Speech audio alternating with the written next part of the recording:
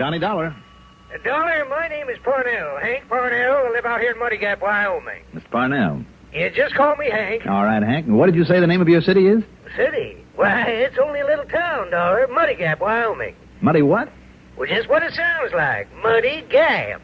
Muddy Gap. I see. Yeah, due west of Casper, south of Powder River. It's not too far from where the Poison Spider Creek begins. You look it up on a map, and, well, here we are. All right, I'll look it up. But what seems to be your problem, Hank? Oh, Dollar, I'm the owner and editor and reporter and, well, just about everything else in Muddy Gap Weekly Tribune. Yes? I'm also the only agent for at least 50 miles around here for the Great Southwest Insurance Company. Oh, I see. Yes, sir. Now, I wonder if you could hightail yourself out here in one big fat hurry. Well, that, And that means on that little old expense account of yours. Can you do it? Well, that depends. You are talking about insurance business now, aren't you? Well, not yet, Dollar, but, well, put it this way. Yeah? Unless you can give us a hand, Great Southwest is plumb liable not to have any office or agent or anything else out here anymore. Afraid I don't understand. Well, then let's put it this way. Yes?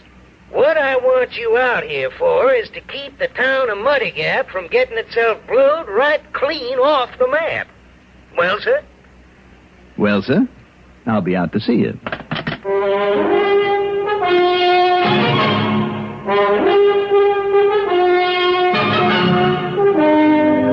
CBS Radio Network brings you Mandel Kramer in the exciting adventures of the man with the action-packed expense account, America's fabulous freelance insurance investigator. Yours truly, Johnny Dollar.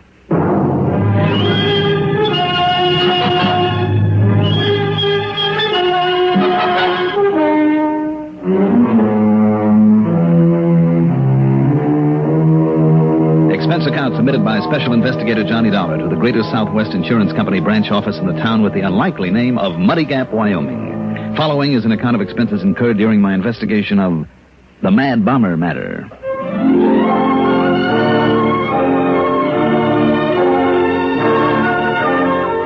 Expense account item 1.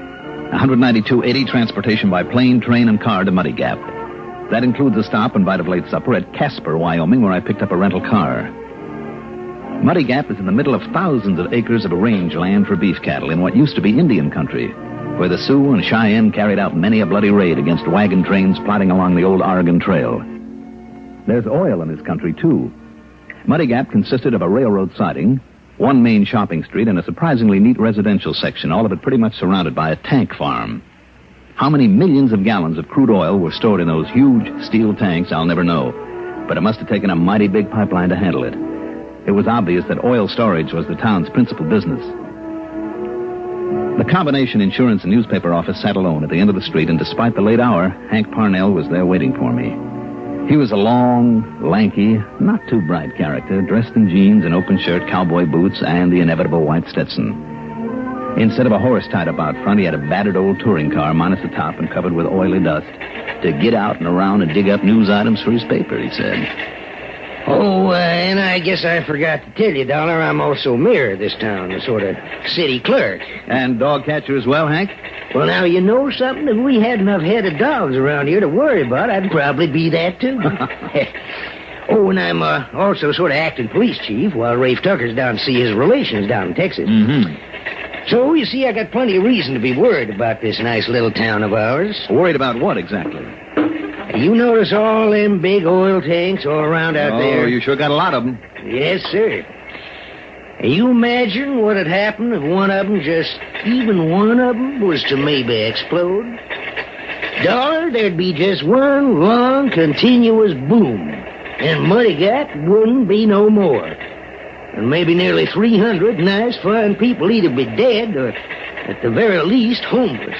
Well, do you think something like that might happen, Hank? Unless you can somehow stop it, Dollar. Or rather, I mean stop him.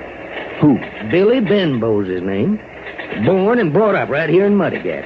Yeah? A real bad boy. Always in trouble. Been a little older, he'd spend most of his time in the jail. Mm-hmm. So when the last war came along, my father, he run this paper then. He got an idea for ridding us of Billy. Yeah, so we wrote a couple of editorials or two to sort of pass on that idea. First thing you know, the draft board kind of caught on. The first thing he knew, Billy Boy was in the Army. Well, I'd say that was a pretty smart idea, Hank. Yes, sir. Except that when Billy realized how he'd been kind of, railroaded into the service, he swore loud and long as to how he'd come back here someday and get even with this town. Well, I don't see why. What's wrong with the Army? Oh, not a thing, not a thing. Just the way he got put there that rankled him. I see. Anyhow, all the time he was on the other side, they had him working on explosives. He got to be a real expert. Every time he'd set off a charge, to blow up a railroad or a bridge or whatever, he'd say, now, that's for so-and-so. Bahoom. And this one's for so-and-so.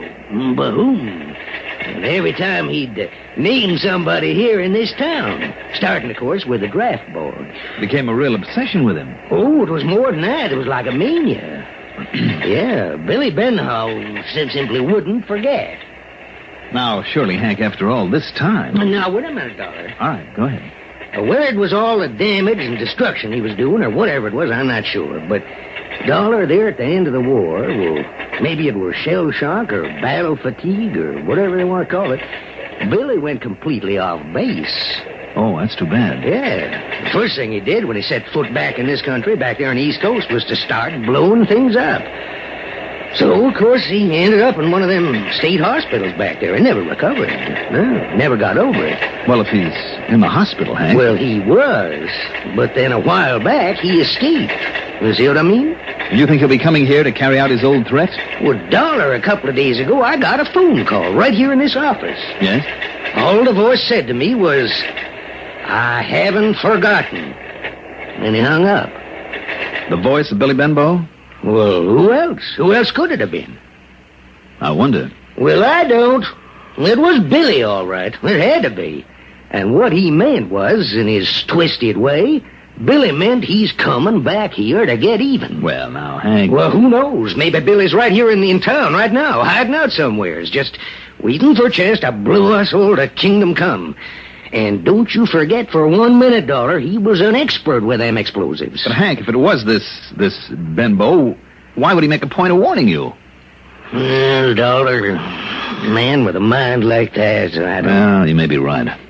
Tell me, have you mentioned this in your paper? Have you notified the townspeople? What, and got them all up into a panic? No, sir. But somehow, Dollar, we gotta stop him. All right. Now, listen, Yeah? I take it you haven't much of a police force here? Well, we never needed much of a force in a peaceful little town like this. Well, how about the county or state police or whoever's available? Oh, sure. What? Oh, they'd be glad to help, eh? Come right over here and help us all they can.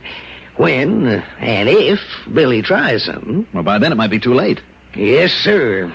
Because every day now, once a day, along about this time, this phone of mine has rung. And when I answered, there wasn't nobody there. So it's Billy, wherever he is, just adding up to that warning he gave me. Possibly. So, well, you got any ideas, Dollar? Well, to be perfectly honest about it, Hank, before I believed that after all these years Billy would actually come back here, I think I'd like a little more convincing evidence. Evidence? Well, what's he got to do to convince you? You mean to say you won't believe it until he... Oh, no. There it is again. Well, maybe it's one of your subscribers. You pick up that extension. Same time as I pick up this. All right, if you like. Okay? Yeah, now. Hello? Hello? I think I'd better prove that I haven't forgotten. Billy? Is that you, Billy? That's right. Billy Benbow. Now listen, Billy. Hello? Hello? He's hung up, I'm afraid. Now, you see now, Dollar? I told you he wasn't fooling. I told you that... Listen. What was that? I don't know. It sounded like it came from somewhere just outside of this building.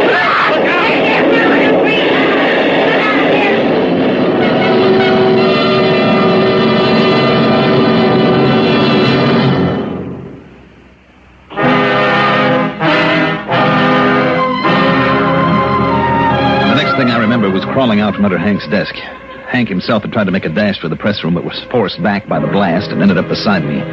As for the press room, it was a shambles. Oh, my. Why here, Dollar? Why it here? Why'd he pick to blow up my press this way? Hank, didn't you say it was your father's idea? That way of getting him out of town? Yeah, you're right. And he spread the word by putting the stuff in the paper. All right, then maybe this is all he wants to do. Put your paper out of business. Yeah, maybe so, Dollar. I hope so. But he's still got to be caught and locked up again. Yes, but where do we start looking for him? Well, he was here to set off this here bomb, wasn't he? Only seconds after you talked to him on the phone? Oh, yeah, you're right. If he was somewheres on the telephone, there's no other buildings hereby. How could he be around here, too? Wait a minute. Look. Looks like this is the answer right here. Why, that's a clockwork. That's right. A little timing device. That means, Hank, that he could have been 100 miles away. What is it, Hank? What's happened around here? Sound like a big explosion. Yeah, that's... Oh, looks like one, too. Yep, it was all right, Pete. What happened? Hey, smells to me like dynamite in here. Dynamite? What's the matter with your smeller, boy? What? It was just that big can of benzene I had for cleaning up the tap I used on the paper. It was, huh? Yeah, that's what it was. I had the dang thing up a little too close to the heater, and it blew up, that's all. Boy, sure funny it didn't start a fire then, Hank. What do you mean, funny? We were lucky, that's all. Well, I guess you were. I'll tell you this, though, Hank. Just don't bother right now. It was only the can of benzene. No, I mean about you saying there wouldn't ever be any excitement around here when I took on this job. Oh, yeah. It looks like I was wrong. What is your job, Pete? Oh, I'm sorry. I should introduce you to. This is Pete Branson, huh? Oh, yeah. Him and Tony Batten are the rest of the police force here in Muddy Gap. Mm-hmm. Yeah, glad to meet you. What'd you say your name is? Johnny Dollar. But now listen, you hear the hoax out there? Yeah, Tony's out there, too. Well, you and him just keep that mob out of here, will you? Tell them everything's okay. It was just that can of benzene, like I said. Sure, Hank. Now, go on now. You and Tony keep that mob out of here. Okay. It's okay, folks. Just had a little accident back there in the print shop. Everything's under control. But just to make sure, Hank don't want anybody hanging around. Pete Now, Branson? come on, Tony. Let's get him all away from here. Come on. What happened to him, Hank? What, you mean his face? The way it's all cut up that way? Yeah. Well, it tells me he once got drugged behind a horse. You know, foot caught in a stirrup. Oh, I see. So the one thing he won't ever do anymore is get himself on top of a horse. Me, I don't blame him. Hank, that excuse that you gave for the explosion. Oh, you think I should have told him the truth and let him spread the word and get the whole town into a panic? Well, if we were sure there won't be any more of them, that Billy's satisfied his yen for revenge by putting your paper out of business, okay, but if your fellow townspeople are still in danger... And didn't you mention the draft board? Who are they? Oh, they're all long gone, Dollar, except for old Grandpa Whedon. Oh, Lord. Well? Oh, Lord, that old house of his, it's right over near the terminal end of one of them pipelines off the tank farm, and if that place were to get blowed up, and if one of the tanks were to go, why, there'd be nothing left of this town. Then if Billy is still around... Well, how can we know? Wait a minute, telephone. What? It's the old-fashioned kind. It's no dial, which means you have to call an operator. Well, sure, Which also means that the operator has to call you. Come on, Hank. What are you going to do? I'm going to find out where that... Here now.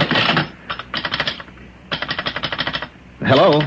Hank Parnell, whatever happened down there at your newspaper office? Listen, operator. Whatever you had blow up over there fairly shook me out of my chair.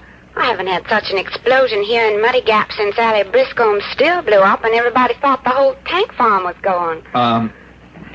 Look, miss. Look, Hank, you better tell me what happened so I can... Well, I mean, you know, in case somebody calls in and wants to know. Operator, Well... will you listen to me a moment? What? Well, who are you? I'm speaking for Hank Parnell. Well, anything happened to him?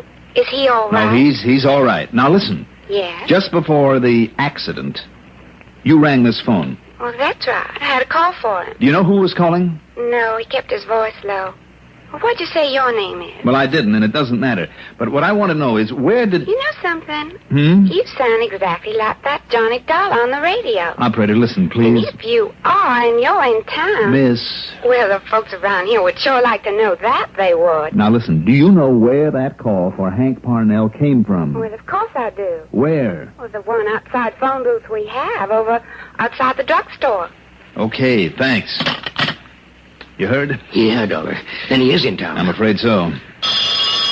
Hank, you better take it. Okay. I'll listen in. Hello? You got the sample, Parnell. The big one's coming later. Billy. That's right. Later when? What do you mean by later? Maybe tonight. Billy, listen. Hello? Dollar, we gotta get the people out of this town. 300 of them before he can strike again? I don't know, but we gotta try. It's too late, and you know it. Well, then what can we do? Dollar? It's a long chance, Hank. I know it is. What? But I'm betting that he's been around this town a long time, maybe for weeks. Now, doesn't that mean anything to you? Well, I don't get it. All right, listen. Now, this crazy hunch of mine may be all wrong, but if you'll let me handle this my own way... Will you, Hank? In spite of the fact that it may mean jeopardizing all the people in town. Anything you say, Dollar, as long as we do something. All right. Those two boys on the force. Do you know where to reach them right now? Who, Tony and Pete? Yes. Yes. All right. Call them up and have them come over here. Then if you and they will follow my orders to the letter and without question... Well? We'll do anything. Okay. Get them over here.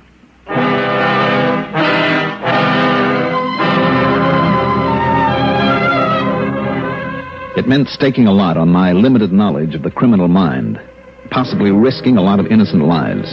But I felt sure now that my hunch was right. Fortunately for my plan, Tony Batten got there first. When I told Hank and Tony what their job was, for a moment they couldn't believe I was serious. But they agreed to say nothing to anyone, not even to Pete. Tony went outside, then waited in Hank's old car. When Peter Branson arrived, Hank put him under my orders, and he and Tony took off.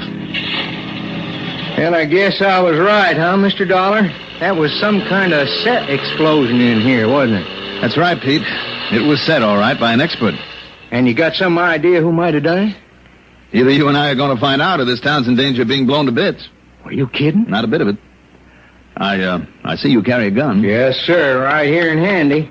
And if what you say is true, maybe you ought to have one, too. Well, you better let me have yours then, Pete. Well, now, wait a minute, Mr. Dollar. It's your idea. Well, yeah, I know, but... Well, let me have it. Orders, Pete. You're under my orders, remember? Yes, sir. All right. Yes, sir, here you are. Good. Now, shall we go? Where are we headed? Out to see an old man. Old Grandpa Whedon. Oh, now, you don't think he had anything to do with this explosion, do you? Pete, I think this mad bomber plans to hit him next. Did you say mad? That's right. Oh, I see. We're going to go over Grandpa's place with a fine-tooth comb because a bomb may be planted, may be ticking away out there right now. And if we don't find anything out there? Well, we'll see. But why do you think this man would pick on him? Is it a man? Well, I certainly guess so. But why on Grandpa? Well, because once he was a member of a draft board.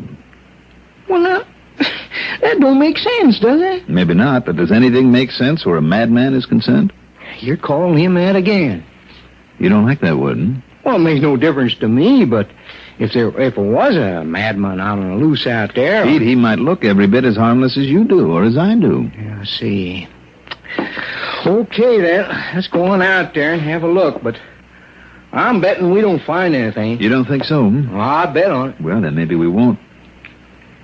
It seems to me Hank had a little trouble remembering your last name, Pete.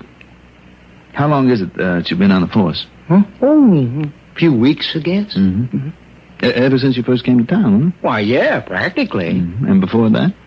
Oh, you know, working around the ranches and... Oh, I thought you didn't ride.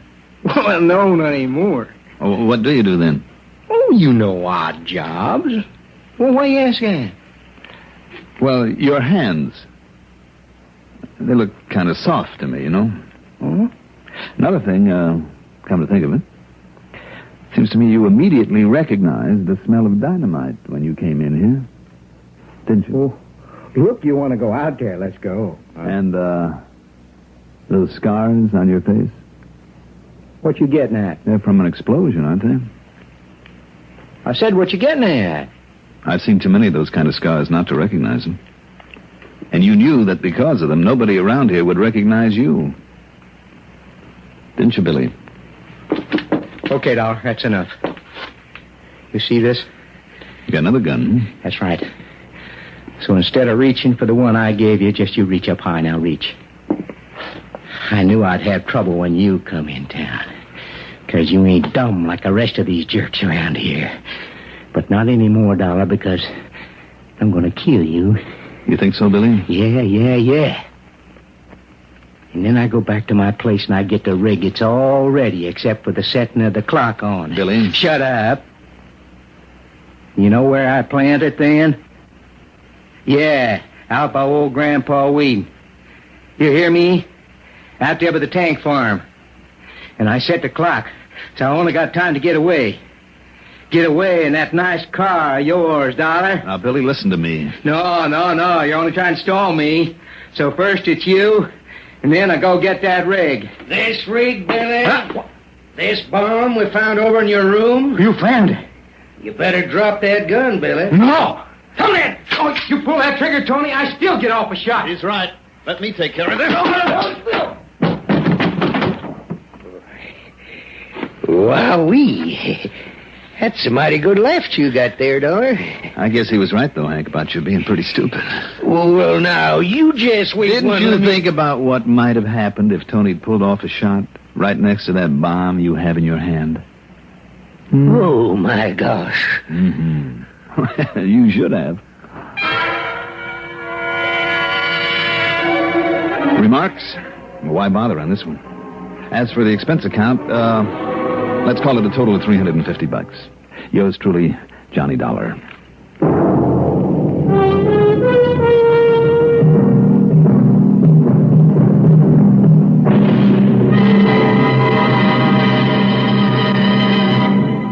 Now, here is our star to tell you about next week's story. Next week, a beautiful girl, a handful of coins, and a mysterious disappearance.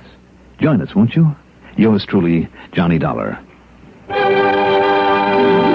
Yours truly, Johnny Dollar, is written by Jack Johnstone, produced and directed by Bruno Zerato Jr., music supervision by Ethel Huber. Johnny Dollar is played by Mandel Kramer. Also featured in our cast were Court Benson as Hank Parnell, Lawson Zerby as Pete Branson, Cliff Carpenter as Billy Benbow, and Barbara Cassar as the operator. Be sure to join us next week, same time, same station, for another exciting story of Yours truly, Johnny Dollar. Art Hanna speaking. The #1 network for news, expanded CBS News on the CBS Radio Network.